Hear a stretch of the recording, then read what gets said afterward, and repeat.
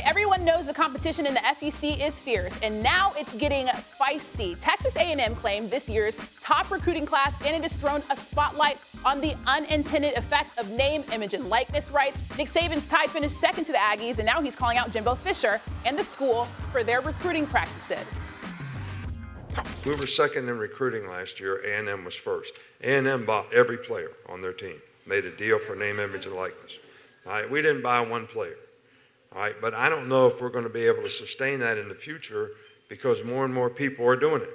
Yeah. So it's tough.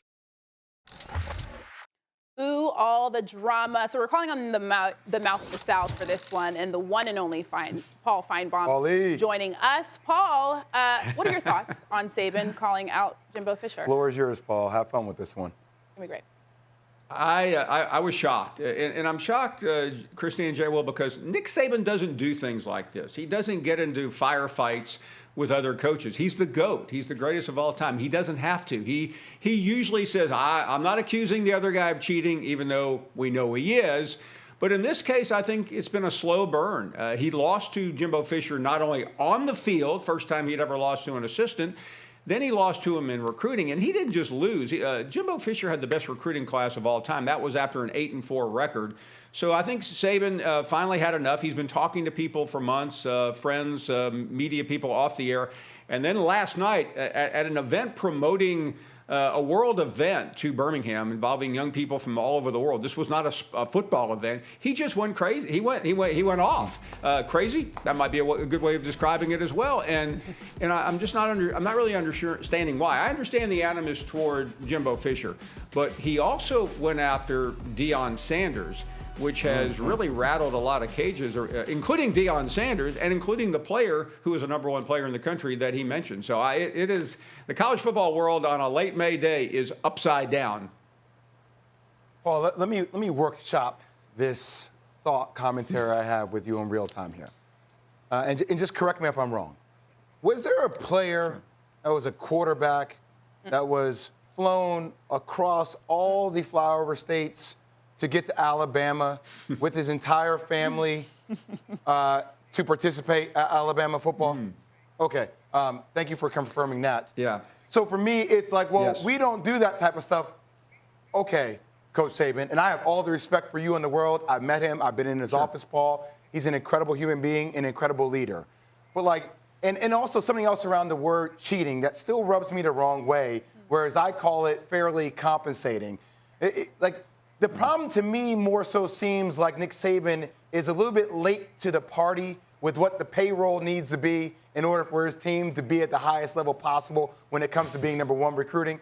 And the reality is that he has to understand how to play this game differently. Now, I think he has the ability to adapt over time and change because he's a head coach, right? He's been able to pivot in the midst of games.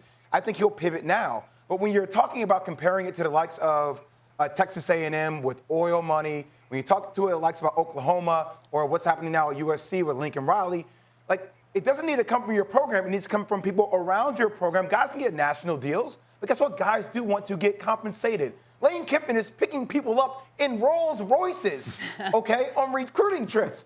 So let's understand what the game is now. You may not like it, but this is where we are. And don't sound like a guy who's just complaining, oh, I liked it back when. Like, let's adapt and pivot, Nick. Am I wrong here in saying that? You're right. And everything, we can't add any more to the Nick Saban legacy.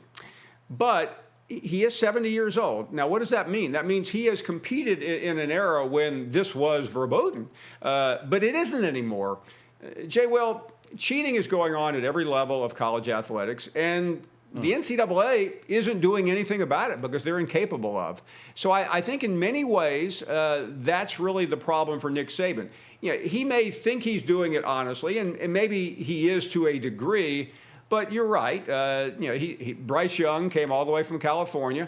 He got $1 million NIL deal last year, and that's just the way this thing is going. And so ultimately, I think Saban has made an error here. He may be telling the truth in the purest sense, But college athletics is no longer sacrosanct. This is going on, and the Supreme Court essentially said it's okay in a very narrow ruling. So I think he's erred here. For Nick Saban, showing grievances is not a good look, and I don't think anything's going to come of it because Alabama will still be relevant. They'll probably win the national championship this year.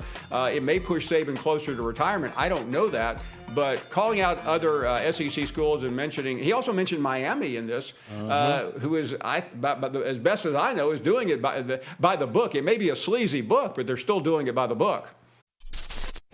Thanks for watching ESPN on YouTube. For live streaming sports and premium content, subscribe to ESPN+.